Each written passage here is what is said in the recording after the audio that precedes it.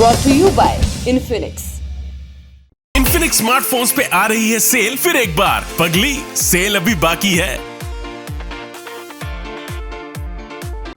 नमस्कार, सौरभ द्विवेदी नाम है हमारा और आप देखना शुरू कर चुके हैं लल्लन टॉप शो।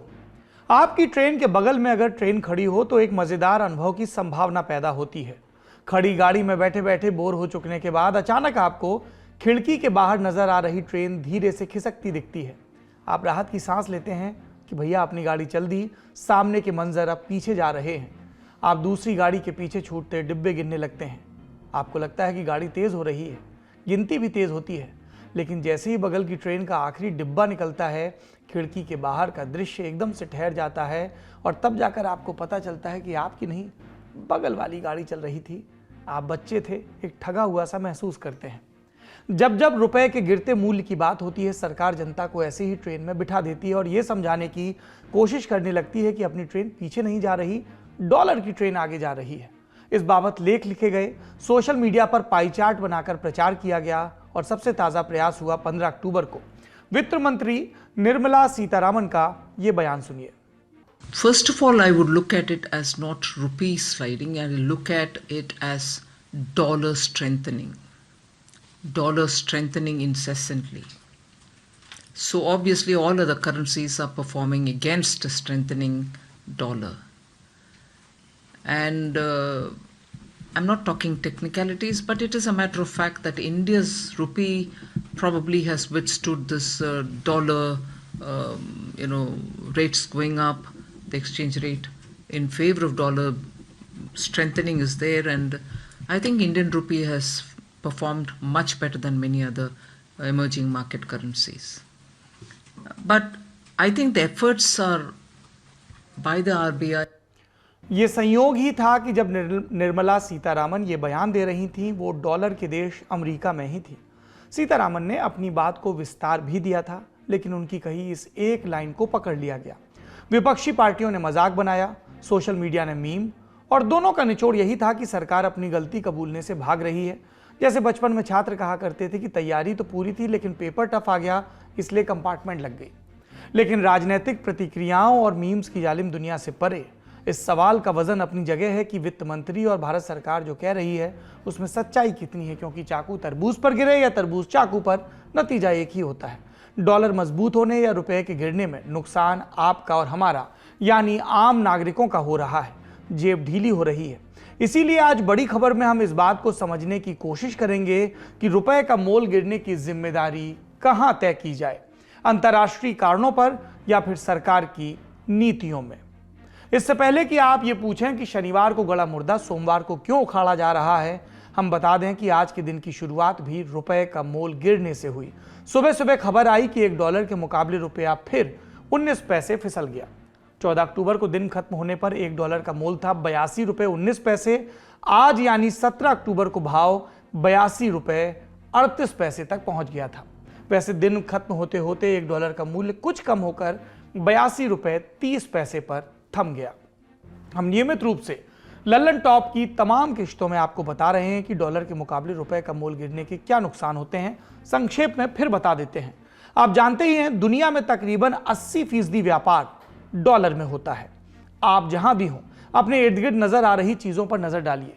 जो कुछ भी मानव निर्मित है उसमें लगने वाला कोई ना कोई पुर्जा विदेश से ही आया है। आपने भले रुपए देकर इन चीजों को खरीदा हो, लेकिन इन्हें बनाने और आप तक पहुंचाने में कभी ना कभी डॉलर का इस्तेमाल हुआ। जैसे ये पोडियम प्लास्टिक से बना है, जिसमें पेट्रोलियम का इस्तेमाल होता है बनाने में। हमारे पीछे लगा ये टीवी, सामने लगा ये कैमरा, आप जिस फोन पर ये बुलेटिन देख रहे हैं, इस सब में लगे छोटे छोटे सर्किट, और मुन्ना को ये सारे सर्किट या उनके कुछ पुर्जे मिलते हैं परदेश से, जिसके दाम डॉलर में चुकाए गए।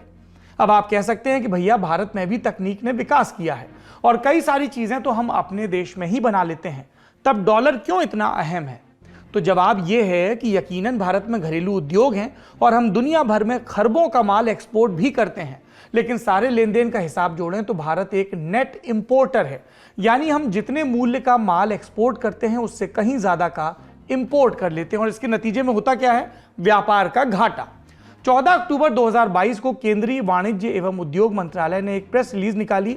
इसके मुताबिक सितंबर 2022 में भारत ने सितंबर 2021 के मुकाबले 10.24% ज्यादा निर्यात किया।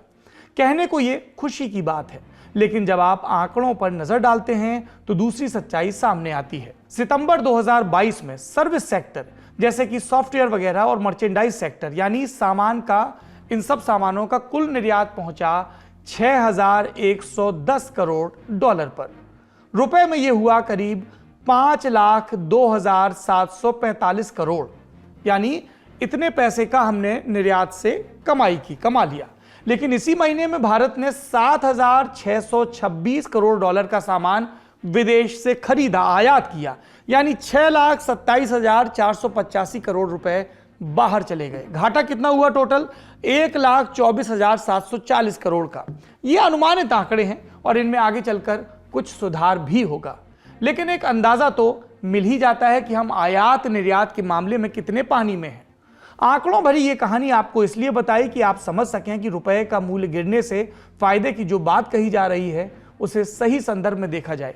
रुपए का मूल्य गिरने का फायदा भारत को तभी हो सकता है जब उसका आयात कम हो और निर्यात ज्यादा, तभी जाकर हमें तय डॉलर के बदले ज्यादा रुपए मिलेगा, जो कि अभी स्थिति नहीं है। यहां तक आते आते यह स्थापित हो जाता है कि रुपए का मूल्य गिरना समस्या है।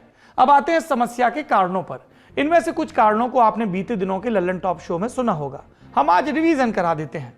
ये तो आपने खूब सुन लिया कि रूस ने यूक्रेन पर हमला कर दिया तो तेल और गैस की कीमतें बढ़ गईं और फिर दुनिया भर की आर्थिक रिकवरी पर लग गया बड़ा सा प्रश्न चिन्ह। महंगाई ऊपर जाने लगी और डॉलर की मांग बढ़ने लगी। ये तर्क खूब सुने। आज इन सारी बातों को थोड़ा चबा कर समझते हैं। पहला सवाल तो यही कि डॉलर मजबूत या कमजोर होता कैसे है। डॉलर, यूरो, रुपया या कोई भी दूसरी मुद्रा अपने आप में कमजोर या मजबूत नहीं होती। उसकी मजबूती को आंकने के लिए तुलना करनी पड़ती है और डॉलर के मामले में यह तुलना की जाती है डॉलर इंडेक्स से। अब यह क्या भला है? यह एक आंकड़ा है जो यूएस फेडरल रिजर्व जारी करता है। फेडरल रिजर्व को आप अमेरिका का आरबीआई समझ लीजिए। तो फेडरल रिजर्व एक टोकरी में 6 मुद्राओं को रखता है। कौन कौन सी हैं? यूरोप की मुद्रा यूरो, जापान की मुद्रा येन, ब्रिटेन का पाउंड, कनाडा का डॉलर, स्वीडन का क्रोना और स्विट्जरलैंड का फ्रैंक। इसके बाद फेडरल रिजर्व यह देखता है कि इन मुद्राओं की तुलना में डॉलर की स्थिति क्या है। जब डॉलर की मांग बढ़ती है तब डॉलर इंडेक्स ऊपर चला जाता है और जब इंडेक्स ऊपर चला जाता है तो सारी मुद्राओं के बदले डॉलर का मोल बढ़ने लगता है। अब देखिए कि ये इंडेक्स बढ़ा कैसे। फरवरी में रूस ने यूक्रेन पर हमला किया और इसके बाद पूरी दुनिया में मच गया हड़कंप। कोई नहीं जानता था कि युद्ध कितना लंबा खिंचेगा, इसलिए हर तरह का सामान खरीदने की होड़ मच गई, अनाज से लेकर ईंधन तक। अब याद करिए, हमने आपको बताया था कि लगभग 80% व्यापार डॉलर में होता है। तो सारे देश जब शॉपिंग के लिए निकले तो डॉलर की मांग बढ़ने लगी और डॉलर इंडेक्स जाने लगा ऊपर। और जब यह हुआ तो डॉलर मजबूत हो गया, जैसा कि वित्त मंत्री ने भी कहा। लेकिन बात सिर्फ लड़ाई के होने की नहीं है। मंदी की आशंका के बावजूद अमेरिका की अर्थव्यवस्था उम्मीद से बेहतर प्रदर्शन कर रही है। रिकॉर्ड महंगाई के बावजूद नौकरियां मिल रही हैं और सर्विस सेक्टर में अच्छा उत्पादन हो रहा है। इसीलिए डॉलर में अमेरिका और दुनिया के दूसरे देशों का भरोसा बढ़ रहा है। और भरोसा बढ़ा तो क्या हुआ? डॉलर इंडेक्स को मजबूती मिली। इसीलिए लगभग पूरी दुनिया की मुद्राओं को पसीना आने लगा। एक और कारण है, अमेरिका में फेडरल रिजर्व देख पा रहा था कि महंगाई बेतहाशा बढ़ रही है। इसके नतीजे में उन्होंने ब्याज दरें बढ़ानी शुरू की। जैसे हमारे यहाँ रेपो और रिवर्स रेपो बढ़ाए जा रहे हैं, वही काम वहां हुआ। अब ये समझने वाली बात है कि ब्याज जहां ज्यादा मिलेगा वहीं पर कोई भी निवेश करना चाहेगा। तो दुनिया भर में निवेशकों ने अपना पैसा भारत, ब्राजील, साउथ अफ्रीका जैसे विकासशील देशों से निकाला और अमेरिका में इन्वेस्ट करना शुरू किया। अक्टूबर 2022 के पहले 2 हफ्तों में ही विदेशी निवेशकों ने भारत के बाजारों से 7,500 करोड़ रुपए निकाल लिए। इससे क्या होता है? जब पैसा बाहर जाता है तो बाजार धीमा पड़ जाता है और रुपया और गिर जाता है। तो निर्मला सीतारामन की इस बात में दम तो है कि डॉलर ज्यादा मजबूत हुआ। पर अब आते हैं कि हमने अपनी आंतरिक व्यवस्थाएं क्या की। मोदी सरकार के दूसरे दावे की बात करते हैं कि भारतीय रुपया बाकी देशों की मुद्रा से कम गिरा है। इसका सत्य क्या है? आंकड़ों पर गौर करिए। भारतीय रुपया गिरा 2.55%, ब्रिटिश पाउंड गिरा 5.75%, चीन का युआन गिरा 4.15%, ऑस्ट्रेलिया का डॉलर गिरा 4.76% और जापान का येन 3.21%। ये आंकड़े बीते 2 हफ्तों के हैं। इसका मतलब ये सही है कि दुनिया की दीगर प्रमुख मुद्राएं ज्यादा गिरी और रुपया अपेक्षाकृत कम। लेकिन इस बात में राहत खोजना सही नहीं होगा। क्यों? क्योंकि इन आंकड़ों के बाद भी अंतिम सत्य यही है कि भारत को वही माल खरीदने के लिए ज्यादा दाम चुकाना पड़ रहा है और ज्यादा दाम चुकाने के लिए हमारे बटुए में ज्यादा पैसा बचा नहीं है। 2 सितंबर के रोज भारत के पास विदेशी मुद्रा भंडार था 55,311 करोड़ डॉलर। जी, विदेशी मुद्रा भंडार रुपए में नहीं डॉलर में रखा जाता है और सिर्फ एक हफ्ते में इसमें से 800 करोड़ डॉलर हवा हो गए। और यह सिर्फ एक हफ्ते की बात नहीं है। भारत का विदेशी मुद्रा भंडार 24 महीने के न्यूनतम स्तर पर है। तमाम एक्सपर्ट मानते हैं कि फिलहाल विदेशी मुद्रा भंडार इतना कम नहीं हुआ कि चिंता की जाए, लेकिन इसका लगातार गिरना चिंता का ही विषय है। और ऐसा नहीं है कि सरकार रुपए की गिरती कीमत को रोकने के लिए कुछ कर ही नहीं रही। बिजनेस टुडे से बात करते हुए पूर्व RBI governor D Subba Rao ने कहा कि आरबीआई ने रुपए में गिरावट को रोकने के लिए बीते 6 महीनों में तकरीबन 5,000 करोड़ डॉलर बेचे हैं, लेकिन जाहिर है ये हम लगातार नहीं करते रह सकते। अब तक हमने आपको डॉलर की मजबूती के अंतर्राष्ट्रीय कारण बता दिए और इससे रुपए की कीमत पर पड़े असर के बारे में भी बताया, लेकिन क्या सरकार को पूरी तरह से बरी किया जा सकता है? सुनिए इस पर अर्थशास्त्री प्रोफेसर अरुण कुमार क्या कहते हैं। जो गिरावट आई है उसके पीछे ये कारण है कि हमारा जो डेफिसिट है बजट का वो बढ़ा हुआ है, हमारा इन्फ्लेशन है वो तेज है और हमारा जो ग्रोथ रेट है अर्थव्यवस्था में वो गिर रहा है। और मेरा मानना है कि वो ऑलरेडी हमारा अर्थव्यवस्था में रिसेशन आ चुका है, क्योंकि हमारा जो असंगठित क्षेत्र है वो बहुत बुरी तरह से पिट गया और उसको सरकार ने वो सहायता नहीं दी जो उसको देनी चाहिए थी। उसी की वजह से हमारा जो ग्रोथ रेट है, अगर उसको हम दोबारा से कैलकुलेट करें, असंगठित क्षेत्र को अलग से कैलकुलेट करें, तो इस समय हमारी भी अर्थव्यवस्था नेगेटिव में है, न कि पॉजिटिव में है। 7%, 8% जो सरकार कहती है, 7%, 8% तो हमारा संगठित क्षेत्र बढ़ रहा है, पर असंगठित क्षेत्र तो गिर रहा है। तो इसलिए 55% में तो हो सकता है 7% की बढ़त हो, पर जो 31% असंगठित क्षेत्र का है वहां तो गिरावट है, उसको जोड़ लें तो फिर हमारी अर्थव्यवस्था में गिरावट आ जाती है। तो जब हमारी जो मैक्रो में ग्रोथ कम हो गई, हमारा इन्फ्लेशन ज्यादा है, तो एक तरह से स्टैगफ्लेशन की स्थिति है। और स्टैगफ्लेशन की स्थिति में क्या होता है कि जब पॉलिसीज काम करना रुक जाती हैं, तो जैसे इन्फ्लेशन हमारा तेज क्यों है, क्योंकि हमने पेट्रोल डीजल पे अपने टैक्स बढ़ा दिए, एक्साइज ड्यूटी, वैट वगैरह। ये अगर हम पिछले साल नवंबर से ही घटा दिए होते, जबकि इंटरनेशनल दाम कम थे, तो फिर इन्फ्लेशन इतना तेज नहीं होता। दूसरी बात यह है कि जो हमारा असंगठित क्षेत्र है जो बुरी तरह से धराशायी हुआ, उसको अगर सरकार ज्यादा मदद देती सही समय पे, तो इतने हमारे सप्लाई बॉटलनेक नहीं होते और फिर हमारा इन्फ्लेशन इतना तेज नहीं होता और हमारी अर्थव्यवस्था में गिरावट नहीं आती। तो सरकार अगर समय रहते हुए पिछले साल यानी कि करीब 9-10 महीने पहले अगर सही कदम उठा लेती, तो यूक्रेन युद्ध का भी इतना असर नहीं होता हमारे ऊपर, और जो ये अभी जो अनिश्चितता है जिसकी वजह से डॉलर तेज हो रहा है, वो अनिश्चितता भी हमारे लिए कम होती। तो कुल जमा बात यह है कि डॉलर की मजबूती पर वित्त मंत्री की बात सही तो है, लेकिन ये बात अपने आप में पूरी नहीं है, जैसा कि नामी अर्थशास्त्री ने द लंदन टॉप से चर्चा में कहा।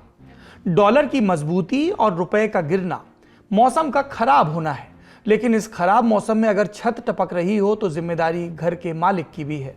फिर ऐसा भी नहीं कि सारा दोष यूक्रेन युद्ध और कोरोना का ही है। 2014 में $1 का मूल्य था 64.33 और 2019 में यानी कोरोना से पहले $1 70.42 का हो गया था। यानी गिरावट पहले से चली आ रही है और सतत है। रही बात राहत खोजने की, तो ऐसे भी खोजी जा सकती है कि हमारे यहाँ छत टपक रही है, अगले की छत ज्यादा टपक रही है। अब इस स्पष्टीकरण को जनता कैसे देखती है वो हम खुला छोड़ देते हैं। दूसरी बड़ी खबर का रुख करते हैं, ये राजधानी दिल्ली से है। दिल्ली के डेप्यूटी सीएम मनीष सिसोदिया शराब घोटाले के आरोपी हैं। आज सीबीआई के सामने उनकी पेशी का दिन था। कुछ तस्वीरें आती हैं, पत्नी माथे पर तिलक लगाती हैं, मां के पैर छूकर आशीर्वाद दिया जाता है। भगत सिंह की पहचान बताकर पीले रंग का गमछा गले में डालकर निकलते हैं। साथ में होते हैं पार्टी के बड़े नेता और पीछे सैकड़ों कार्यकर्ताओं का हुजूम। एसयूवी कार के सनरूफ से बाहर निकलकर तिरंगा लहराना और यह दिखाना कि यदि गिरफ्तारी हो गई तो गर्व की बात होगी। 7 घंटे की पूछताछ के बाद उन्हें छोड़ दिया गया, लेकिन दिल्ली के मुख्यमंत्री और आम आदमी पार्टी के संयोजक अरविंद केजरीवाल दोपहर में ही ये ट्वीट कर देते हैं, जेल के ताले टूटेंगे, मनीष सिसोदिया छूटेंगे। कोई गिरफ्तारी नहीं, उससे पहले ही ऐसा दिखाया जाने लगा कि मनीष सिसोदिया जेल जाने वाले हैं। विपक्षी खेमा नई शराब नीति के आने के वक्त से ही आम आदमी पार्टी की सरकार पर लगातार हमलावर है। इस दौरान केजरीवाल की आम आदमी पार्टी तर्क भी दिलचस्प दे रही है। 19 अगस्त को जब सिसोदिया के घर पर छापेमारी हुई तो पार्टी ने कहा केजरीवाल की लोकप्रियता से घबराकर बीजेपी ने छापा डलवाया। केजरीवाल तब सिसोदिया के घर छापा पड़ने पर कह रहे थे कि दिल्ली के शिक्षा मॉडल की तारीफ न्यूयॉर्क टाइम्स में छपी, इसलिए छापा पड़वा दिया। उसके बाद सिसोदिया को महाराणा प्रताप का वंशज बताकर कहा गया कि डरेंगे नहीं, जाति से जोड़कर राजपूतों की बात ले आए। फिर कहा गया कि सरकार दिल्ली में गिराना चाहते थे, सिसोदिया टूटे नहीं, इसलिए छापा पड़वाकर डरा रहे हैं। और अब पार्टी कह रही कि गुजरात चुनाव में हार के डर से सिसोदिया को गिरफ्तार कर लेंगे। सुनिए इस प्रकरण पर खुद मनीष सिसोदिया ने क्या कहा। सीबीआई में बुलाया है, इनकी तैयारी अब मुझको गिरफ्तार करने की है। इन्होंने पहले सीबीआई रेड कराई मेरे इस घर में, इनको उसमें कुछ नहीं मिला, एक पैसे का कोई भ्रष्टाचार नहीं मिला इनको मेरे घर में।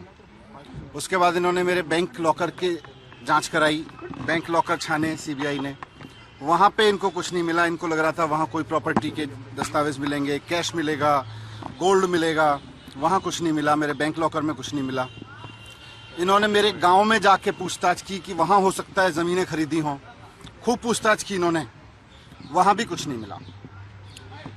इनको भी पता है कि ये पूरा केस फर्जी है, ये पूरा केस मेरे खिलाफ जो चलाया जा रहा है ये पूरा फर्जी केस है। इनका मकसद मुझे गिरफ्तार करके जेल में डालना है ताकि मैं गुजरात न जाऊं। देश कुर्बानी मांग रहा है, जेल चला गया तो गर्व की बात होगी, ये बात कह रहे हैं सिसोदिया। इसी के इर्द गिर्द की सब बात है। यहाँ दिलचस्प ये भी है कि शराब घोटाले के आरोपी मनीष सिसोदिया शराबबंदी के प्रबल समर्थक महात्मा गांधी की समाधि पर जाकर माथा टेकते हैं, इंकलाब जिंदाबाद के नारे भी लगाते हैं। याद करिए 2012 का वक्त, 2012 का नवंबर भारत के राजनीतिक इतिहास के लिहाज से महत्वपूर्ण था, क्योंकि अरसे बाद एक आंदोलन से किसी पार्टी का जन्म हुआ था। अरविंद केजरीवाल की आम आदमी पार्टी खेल के नियम बदलने की बात करती थी। टिप्पणीकार उसे पॉलिटिकल डिसरप्टर कहते थे। एक दौर था जब आम आदमी पार्टी इस शब्द को बहुत गंभीरता से लेती दिखती थी। अरविंद और उनकी पार्टी बिना चुनाव हर छोटी बड़ी लड़ाई में उलझ जाते थे। तब उनके लिए एक और शब्द का इस्तेमाल होने लगा था, कन्फ्रंटेशनल, और ताली एक ही हाथ से नहीं बज रही थी। कौन भूल सकता है जब एक के बाद एक आप विधायक दिल्ली पुलिस की कस्टडी में नजर आते थे। फिर वो दौर बीता और थोड़ी शांति पनपी, लेकिन पंजाब विधानसभा चुनाव में आम आदमी पार्टी की जीत ने सब कुछ बदल दिया। पहले सत्येंद्र जैन को ईडी ने मनी लॉन्ड्रिंग के आरोप में गिरफ्तार किया, उसके बाद अब सिसोदिया पर गिरफ्तारी की तलवार लटक रही है। तो एक समय वो भी था जब विरोधी दलों के नेताओं को भ्रष्टाचारी बताकर लिस्ट बनाकर आम आदमी पार्टी कभी वोट मांगती थी। एक समय ये भी है जब उनके अपने ही भ्रष्टाचार के आरोपी नेताओं को भगत सिंह घोषित कर देते हैं। खुद सीएम केजरीवाल मनीष सिसोदिया को आज के युग का भगत सिंह बता चुके हैं। यहाँ ये बात बिल्कुल क्लियर है कि आबकारी विभाग और शिक्षा विभाग दोनों अलग हैं, उनके मंत्री एक हैं, मनीष सिसोदिया। जब शराब घोटाले की बात होती है तो पूरी ताकत से आम आदमी पार्टी उन्हें शिक्षा मंत्री के तौर पर पेश करती है।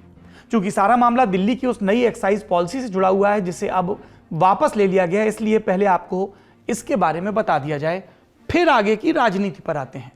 दिल्ली की नई एक्साइज पॉलिसी का प्रस्ताव आया था 2020 में और ये नवंबर 2021 से लागू हुई। इसके तहत सरकार ने अपनी दुकानों से शराब बेचना बंद किया और दुकानें निजी हाथों में चली गईं। नए नियम ने शराब की दुकानों को पूरी तरह से प्राइवेट हाथों में दे दिया। नई पॉलिसी लागू होने के बाद से दिल्ली सरकार की तरफ से चलाई जा रही लगभग 600 शराब की दुकानों को बंद कर दिया गया।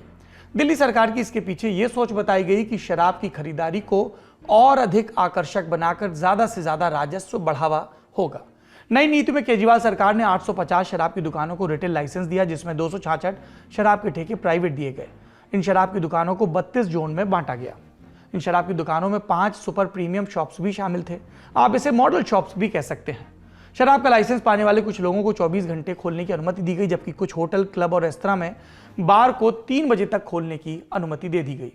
खास बात यह थी कि दुकान मालिक शराब को एमआरपी से कहीं कम दाम पर भी बेच सकते थे, इसलिए दुकानदारों ने ग्राहक बटोरने के लिए भारी डिस्काउंट देने शुरू किए। क्योंकि बिक्री ज्यादा हो रही थी, इसीलिए दिल्ली सरकार को भी मिलने वाला राजस्व बढ़ने लगा। कुल बढ़त थी करीब 27%। मान लीजिए नियम से पहले दिल्ली सरकार को शराब से 1 करोड़ का राजस्व मिल रहा था, तो नए नियम के बाद वो राजस्व बढ़कर 1 करोड़ 27 लाख हो गया। केजरीवाल सरकार की नई शराब नीति में दिल्ली को 32 जोन में बांटकर केवल 16 कंपनियों को ही डिस्ट्रीब्यूशन दिया गया। इससे प्रतिस्पर्धा खत्म होने की संभावना बढ़ गई। टिप्पणीकारों ने कहा कि नई शराब नीति में बड़ी कंपनियों की दुकानों पर तगड़ा डिस्काउंट मिलने की वजह से कई छोटे वेंडर्स को अपना लाइसेंस सरेंडर करना पड़ा। जब भारी डिस्काउंट्स का विरोध हुआ तब डिस्काउंट कम किए गए। दिल्ली में विपक्ष में बैठी भाजपा और कांग्रेस शुरुआत से ही नई शराब नीति का विरोध कर रही थी। उनके दो आरोप रहे। पहला ये कि केजरीवाल सरकार गली गली में शराब की दुकानें खुलवाना चाहती थी और दूसरी ये कि प्राइवेट हाथों में शराब देने के नाम पर करोड़ों का बंदरबाट हुआ। आरोप यह भी लगा कि इससे एकाधिकार को बढ़ावा मिलेगा। इस पॉलिसी को लेकर असल दिक्कत पैदा हुई इस साल जुलाई में, जब दिल्ली के चीफ सेक्रेटरी नरेश कुमार ने एक रिपोर्ट दिल्ली के उपराज्यपाल विनय कुमार सक्सेना को सौंपी। आरोप लगाया गया था कि नई एक्साइज नीति के तहत शराब कार्टेल को फायदा पहुंचाने के लिए कोरोना महामारी के बहाने लाइसेंस फीस में 144 करोड़ 36 लाख रुपए की छूट दी गई। 2 हफ्तों के भीतर विनय कुमार सक्सेना ने इस रिपोर्ट के आधार पर सीबीआई जांच के आदेश दिए। जैसे ही सीबीआई जांच का आदेश हुआ, दिल्ली की केजरीवाल सरकार ने नई एक्साइज नीति को वापस ले लिया और पहले से चली आ रही एक्साइज नीति पुनः लागू हो गई। क्योंकि एक्साइज विभाग मनीष सिसोदिया के तहत आता है, इसलिए आरोप सीधे उन पर लगा। सिसोदिया ने अपने जुलाई में दिए एक बयान में कहा था, भाजपा शराब की दुकानों के लाइसेंस धारकों और अधिकारियों को सीबीआई और ईडी के नाम से धमका रही है। गुजरात की तरह दिल्ली में भी ये लोग शराब का अवैध कारोबार करना चाहते हैं, जबकि केजरीवाल सरकार की नई और पारदर्शी आबकारी नीति की वजह से राज्य का रेवेन्यू 9300 करोड़ हो गया था, जो पहले 6000 करोड़ ही था। अब यहीं से सवाल उठने लगा कि जब नई शराब नीति में पारदर्शी ढंग से नीलाम हुई और 9300 करोड़ का रेवेन्यू आया, दावा है जो, तो केजरीवाल सरकार को फिर पुरानी शराब नीति को लागू क्यों करना पड़ा। इस पर उनकी तरफ से तर्क दिया गया कि केंद्र की वजह से लाइसेंस बांटने में दिक्कत हो रही है, इसीलिए नई शराब नीति को वापस ले लिया गया। लेकिन अब तो सीबीआई का खेल शुरू हो चुका है और उस पर शुरू हो चुकी है राजनीति। सुनिए। ये दादागिरी जुल्म की हद कर दी, जुल्म की हद कर दी है। आप क्यों बीच में ऐसे घसीट के महिला कार्यकर्ताओं को मारा जा रहा है? कोई घिसरा नहीं जाएगा। महिला कार्यकर्ताओं को घसीटा जा रहा है। अरे सर बीच में सबकी इज्जत तार कर रही है बीजेपी। ये जो महिमा मंडन है भ्रष्टाचारी मनीष सिसोदिया का मुझे देखने को मिला। उनका भाषण चल रहा है, मनीष सिसोदिया जी राजघाट जा रहे हैं, माला पहन के ओपन गाड़ी में हाथ हिला हिला के जा रहे हैं। मैं तो देशवासियों से और आप सभी से एक अपील करूंगा, विनम्र अपील करूंगा, लेट्स नॉट ग्लोरीफाई करप्शन। भ्रष्टाचार का महिमा मंडन कभी नहीं होना चाहिए। इस देश में कोई भी बच्चा यह न समझे कि भ्रष्टाचार के माध्यम से मैं हीरो बन सकता हूं। No one in this country should ever feel that I can be a glorious personality, I can be a hero through corruption. और यही चेष्टा आम आदमी पार्टी की है, to convert a vice into their victory, जिसमें हमें भाग नहीं लेना है। हमें का नंबर 1 शिक्षा मंत्री तो वो खुद बताते हैं, सेल्फ सर्टिफिकेशन से कोई देश का नंबर 1 शिक्षा मंत्री बन जाता है। आप जवाब दीजिए। उनके पास जो सवाल उनसे पूछे गए हैं, हम भी गए थे ईडी, खुलकर गए थे, जवाब देकर आए। लेकिन बात को छिपाने की क्या आवश्यकता है? क्यों लोगों के पीछे छिप रहे हैं कि साहब मैं शिक्षा मंत्री अच्छा हूं इसलिए मैं भ्रष्ट हो सकता हूं? क्या पूछना चाहते हैं? विपक्ष के आरोप हैं आम आदमी पार्टी के प्रत्यारोप। ये किसी से छिपा नहीं कि अरविंद केजरीवाल की मनोकामना राष्ट्रीय स्तर की है। 2014 के अरविंद केजरीवाल से 2022 के अरविंद केजरीवाल ने काफी कुछ सीख लिया और इसीलिए 2024 वाले केजरीवाल को लेकर राजनीतिक टिप्पणीकार तरह तरह से कयास लगाते हैं। इनकी परीक्षा जल्द हिमाचल और गुजरात में होने वाली है। क्या इन छापों का असर विधानसभा चुनाव में आम आदमी पार्टी की तैयारी पर पड़ेगा, ये देखने वाली बात होगी। लेकिन आखिर में बात नैतिकता पर फंसती है या नैतिकता पर ही फंसाई जाती है। साल 1956 में रेल हादसा हुआ। नैतिकता के नाम पर तत्कालीन रेल मंत्री लाल बहादुर शास्त्री ने इस्तीफा दे दिया। पंडित नेहरू ने यह कहते हुए इस्तीफा स्वीकार कर लिया कि ये एक नजीर बनेगी। इसलिए नहीं कि हादसे के लिए किसी भी रूप में शास्त्री जिम्मेदार हैं। नए दौर की नई सियासत में नैतिकता हाथी का दांत है। सिर्फ बाहरी रूप से दिखाने के लिए अब किसी भी सरकार में कोई भी मंत्री किसी भी मामले में आरोपी हो तो आला कमान से फटकार, ऊपर से लगी डांट जैसी खबरें आती हैं। कोई मंत्री का इस्तीफा नहीं होता, चाहे मनीष सिसोदिया का उदाहरण हो या फिर अजय मिश्र टेनी का, या फिर महाराष्ट्र में भी हमने ऐसे कई उदाहरण देखे थे कांग्रेस और एनसीपी के राज में। ये थी आज की बड़ी खबरें। अब गौर करते हैं सुर्खियों पर।